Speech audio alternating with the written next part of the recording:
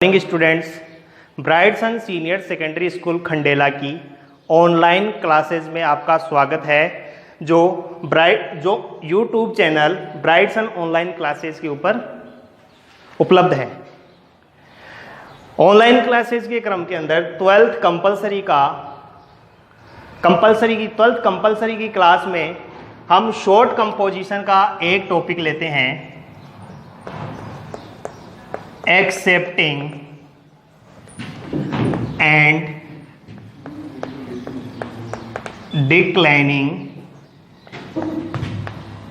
Invitations.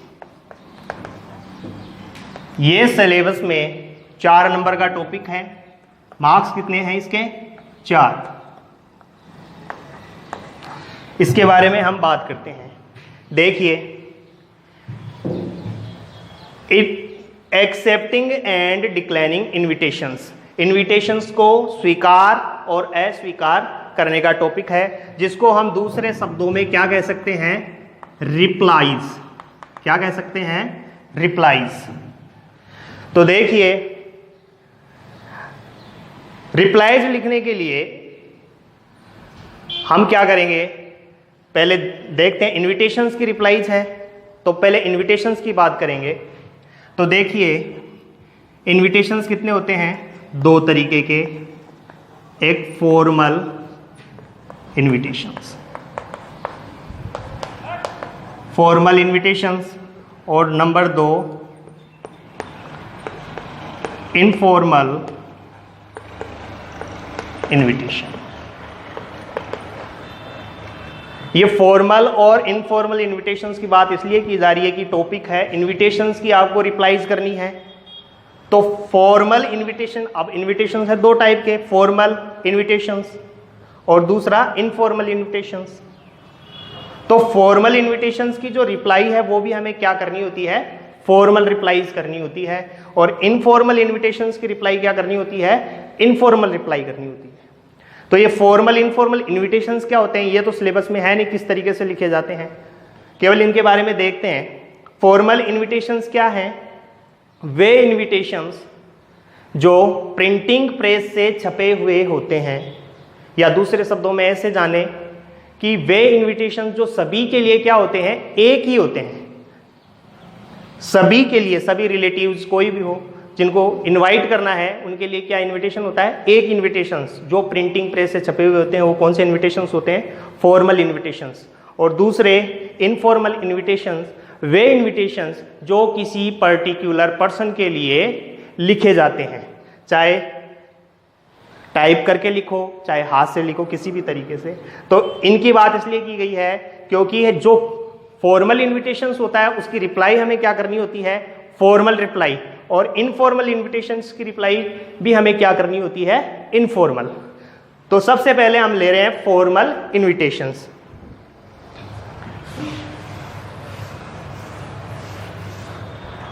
तो देखिए, formal, मैं इसको ऐसे लिख देता हूं, formal reply. Formal replies. Formal replies को लिखने के लिए हम कुछ बातों का ध्यान रखते हैं। देखिए, शॉर्ट कंपोजिशन का टॉपिक है, तो पहली बात हमें ध्यान रखनी होती है, इसकी वर्ड्स लिमिट कितनी रखनी होती है? 50 वर्ड्स। ज्यादा से ज्यादा 50 शब्द इसके होने चाहिए। रिप्लाई को एक ही सेंटेंस में लिखते हैं और प्रेजेंट सिंपल टेंस का यूज करते हैं। तो क्या करते हैं? एक ही सेंटेंस में इसको लिखते हैं, प्रेजेंट सिंपल टेंस का यूज करते हैं। तीसरी चीज, हम इस रिप्लाई में, फॉर्मल रिप्लाई में, थर्ड पर्सन का यूज करते हैं। थर्ड पर्सन में ही, सी और प्लूरल हो तो दे, इसका यूज करते हैं।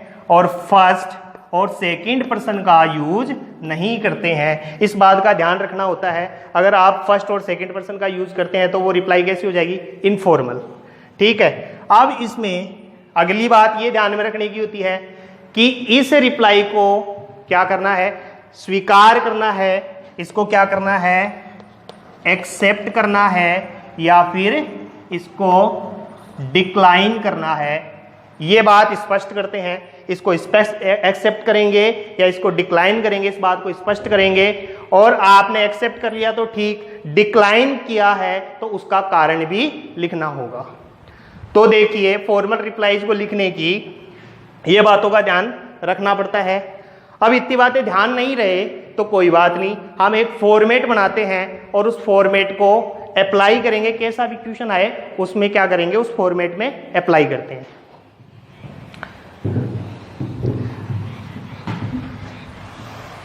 एक फॉर्मेट बनाएंगे, उसके बाद में क्वेश्चन अप्लाई करते हैं उसके अंदर।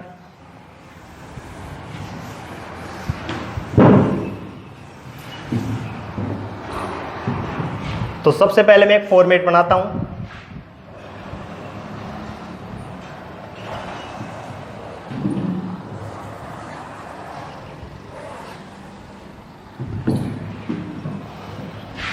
सब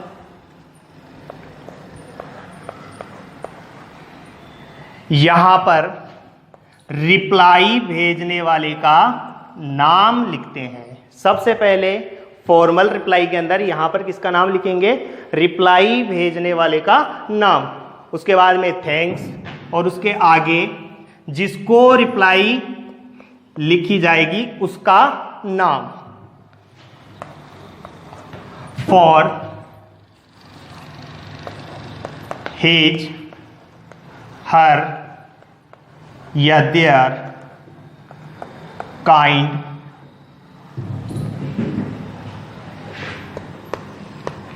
invitation to attend, यहां function to attend function on 8 और 8, यहां पर टाइम, यहां पे टाइम, और उसके बाद में यहां पर प्लेस, फुल स्टॉप। उसके बाद में ही, सी, या दे। ही सी सिंगुलर है तो हेज, और प्लूरल है तो have. Great, pleasure, in accepting the invitation, accepting the invitation. ये लाइन, ये तो फॉर्मल एक्सेप्टिंग और डिक्लाइनिंग में यहां तक तो दोनों में आएगा। और ये लाइन कब लिखनी होती है, जब आप इसको क्या करते हो, इनविटेशन को एक्सेप्ट करते हैं, तब ये लाइन लिख देते हैं। और अगर इसको डिक्लाइन करना है, ये लाइन कब लिखते हैं, जब इसको एक्सेप्ट करते हैं तब ये लाइन लिख देते हैं। और जब इसको डिक्लाइन करना है तो ठीक इससे आगे क्या करेंगे, बट कंजक्शन लगाते हैं। उसके बाद में ये देख लें प्रेजेंट सिंपल टेंस में रिग्रेट या रिग्रेट्स, हिज, हर या देयर,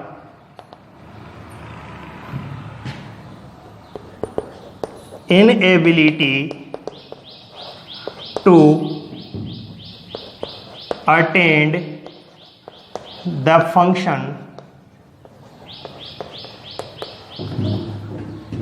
due to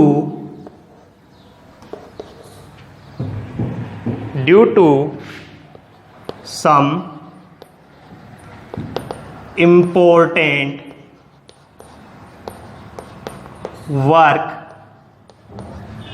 8 ना लगाएं, ऑन लगाएंगे, ऑन द सेम डे। ये लाइन कब लिखेंगे, जब आप इसको क्या करते हैं, डिक्लाइन करते हैं। इनविटेशन को डिक्लाइन करेंगे तब ये लाइन लिखेंगे, और डिक्लाइन कर रहे हैं तो एक लाइन और लिखेंगे, बेस्ट विशेष। क्या भेज देंगे? बेस्ट विशेष, शुभकामनाएं भेज देंगे। तो इस तरीके से रिप्लाईज, एक्सेप्टिंग और इनविटेशन का हमने फॉर्मेट बना लिया है। एक्सेप्टिंग और डिक्लाइन का दोनों में एक ही में फॉर्मेट बना लिया है। ये जो ऊपर का पोर्शन है ये दोनों में लिखना है, एक्सेप्टिंग और डिक्लाइन में। और जब आपको एक्सेप्ट करनी है तब आपको ये लाइन लिखनी है, और जब आपको डिक्लाइन करना है तो ये लाइनें लिखनी है। इसका आप स्क्रीनशॉट ले सकते हैं। अब हम एक क्वेश्चन लिखेंगे, और क्वेश्चन लिखने के बाद में हम इसको इस रिप्लाई में क्या करते हैं? अप्लाई करते हैं। देखिए, एक क्वेश्चन में लिखता हूं, एक्सेप्टिंग इनविटेशन का एक क्वेश्चन लिखता हूं, और उसके बाद में इस फॉर्मेट में आप क्या करते हैं? इसको अप्लाई करते हैं।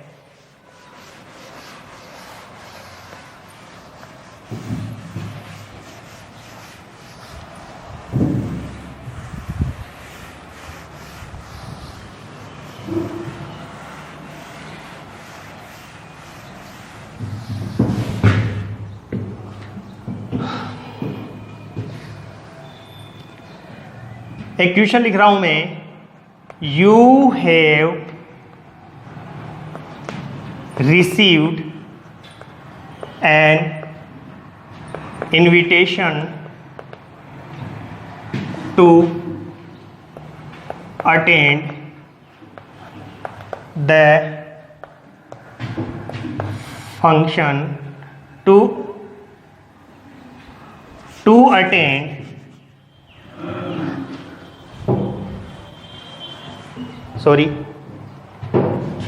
you have received an invitation from Mrs. and Mr. Sharma to attend their son's birthday party.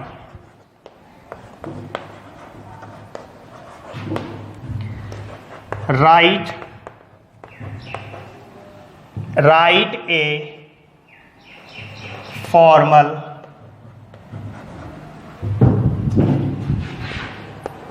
reply accepting the invitation. देखिए, सबसे पहले क्वेश्चन पढ़ते हैं। You have received an invitation from Mrs. and Mr. Sharma.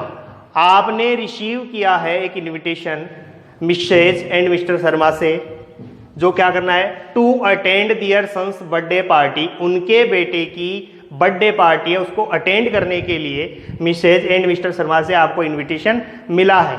Right a formal reply accepting the invitation. Invitation को accept करते हुए आपको क्या लिखना है? एक रिप्लाई लिखना है।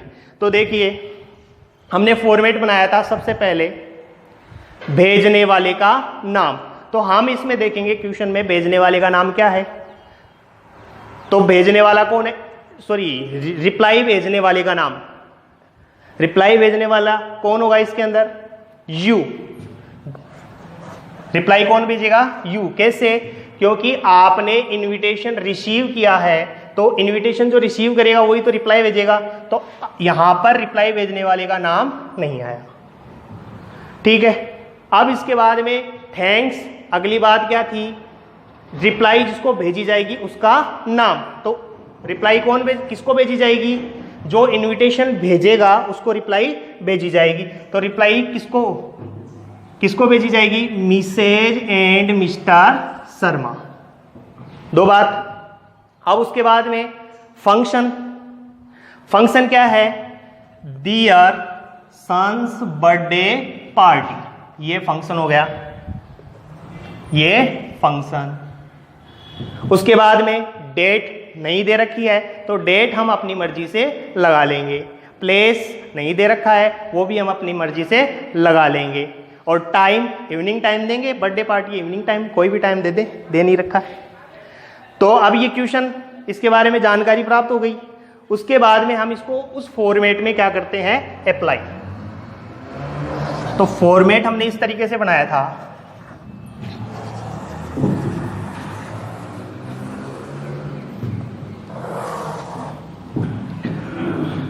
भेजने वाला कौन है, यू। तो नाम नहीं दे रखा, नाम अपनी तरफ से कुछ भी रख लेंगे, तो कुछ भी नाम, राहुल थैंक्स। कोई जरूरी नहीं है सिंगुलर ही रखें, आप प्लूरल भी रख सकते हैं। मिसेज एंड मिस्टर वर्मा भी रख सकते हैं, कुछ भी रख सकते हैं। राहुल थैंक्स किसको, यहां पर जिसको रिप्लाई भेजी जाएगी, रिप्लाई किसको भेजी जाएगी, Mrs and Mr Sharma for, हमने हिज हर और दियर लिखा था। हिज हर दियर क्यों लिखा था, क्योंकि यदि यहां पर सिंगुलर पर्सन होता तो वहां पर हिज और हर लिखते, लड़का होता तो हिज लिख देते, लड़की होती तो हर लिख देते, लेकिन यहां पर प्लूरल है तो हम क्या लिख देंगे, यहां their kind invitation to attend, occasion लिखना है। अब अटेंड के बाद में क्या लिखना था फॉर्मेट में, ओकेजन। अब ओकेजन क्या है, डियर सन्स बर्थडे पार्टी। तो या तो ऐसे लिख दो the birthday party of dear son, या ऐसे लिख दो डियर सन बर्थडे पार्टी। उसके बाद में ऑन के बाद में डेट नहीं दे रखी है, तो जिस दिन आप रिप्लाई लिख रहे हैं, हालांकि इसमें डेट नहीं दे रखी है, डेट दी हुई होती है यहाँ पे, तो वही डेट आप लिखते हो, और नहीं दे रखी है तो आप अपनी तरफ से कुछ भी आगे की डेट, जैसे 25 जुलाई 2028। अब बर्थडे पार्टी है तो इवनिंग टाइम पे 7 PM और 8, कोई भी स्थान लिख सकते हैं, कोई भी प्लेस लिख सकते हैं, 8 देयर रेजिडेंस। ठीक है। अब उसके बाद में हमें इसको क्या करना था, रिप्लाई को एक्सेप्ट करना था, एक्सेप्टिंग करनी थी। तो एक्सेप्टिंग के लिए हमने लाइन लिखी थी, कौन सी लिखी थी, ही सी या दियर, हेज या हेव, प्लीजर, ग्रेट प्लीजर या pleaser in accepting the invitation. तो अब इसमें देखिए राहुल है, राहुल कैसा पर्सन है, सिंगुलर, तो सिंगुलर है, लड़का है, तो क्या लिखोगे, he has great pleasure in accepting the invitation. ये लाइन हमने लिखी थी जब आपको क्या करना था, इनविटेशन को एक्सेप्ट करना था। और इसको क्या कर देंगे, इस तरीके से बंद। अब देखिए यहां पर प्लूरल होता तो यहां पे क्या कर देते, डियर, और हेज की जगह क्या कर देते, हेव। अगर यहां पर लड़की का नाम होता, क्योंकि यू आया था, अपनी तरफ से कोई नाम लिखना था, कोई प्लूरल लिखेगा, कोई सिंगुलर लिखेगा, तो यहां पर प्लूरल लिखेंगे तो dear have great pleasure in accepting the invitation. और यहां सिंगुलर है तो लड़का है तो ही लिख दिया, लड़की हो तो सी कर देंगे। इसी तरीके से यहां पर जिसको भेजी जाएगी रिप्लाई, तो यहां पर सिंगुलर लिख दे, तो यहां पर क्या करोगे, लड़का होगा तो हिज, लड़की होगी तो हर, और यहां प्लूरल है तो क्या कर देंगे, डियर। अब मान ले इस फॉर्मल रिप्लाई को क्या करना है, डिक्लाइन करना है, तब क्या करेंगे, इसी फॉर्मेट के साथ, इसी फॉर्मेट में हम क्या कर देंगे, थोड़ा बहुत वेरिएशन कर देंगे। और क्वेश्चन में मैं यहां पे क्या लिख देता हूं, क्वेश्चन में मैं यहां लिख देता हूं declining the invitation. You have received an invitation from Mrs. and Mr. Sharma to attend their son's birthday party, right a formal reply declining the invitation. Invitation को क्या करते हुए, डिक्लाइन, अस्वीकार करते हुए आपको क्या करना है, एक फॉर्मल रिप्लाई लिखनी है। तो हमने फॉर्मेट बनाया था और उस फॉर्मेट में यहां से लेकर यहां तक तो बिल्कुल इसी तरीके से लिखना था। यहां पर किसका नाम, रिप्लाई जिसको भेजेंगे उसका नाम, फिर थैंक्स करेंगे, अगर यहाँ प्लूरल है तो थैंक कर देंगे, प्रेजेंट सिंपल टेंस की हमने बात करी थी, और उसके बाद में यहां पर जिसको रिप्लाई भेजी जाएगी उसका नाम, और यहां तक क्या करेंगे, बिल्कुल ऐसा ही रखेंगे। और हमने डिक्लाइन करने के लिए क्या किया था, वो एक लाइन लिखी थी डिक्लाइन के लिए फॉर्मेट में,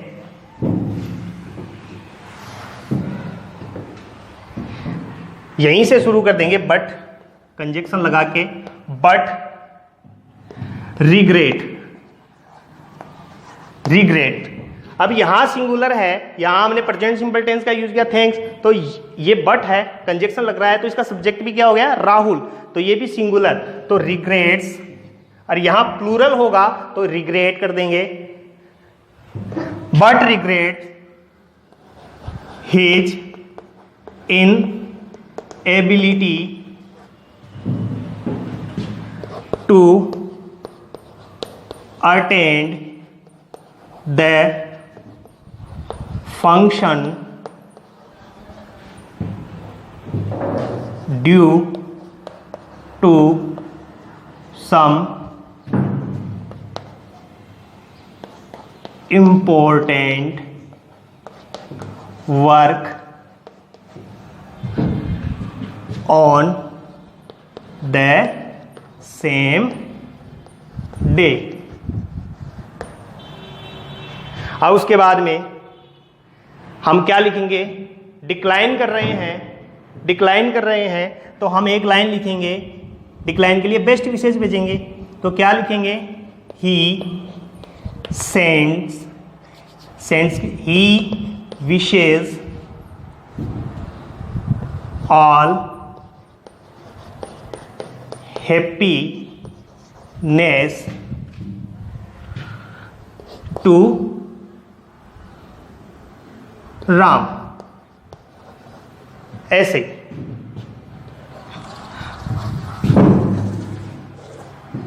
देखिए मैं पढ़ के सुनाता हूं इसको। Rahul thanks Mrs and Mr Sharma for their kind invitations. Rahul धन्यवाद करता है मिस्टर और मिसेज शर्मा को उनके विनम्र इन्विटेशन के लिए, जो अटेंड करना है दियर सन्स बर्थडे पार्टी।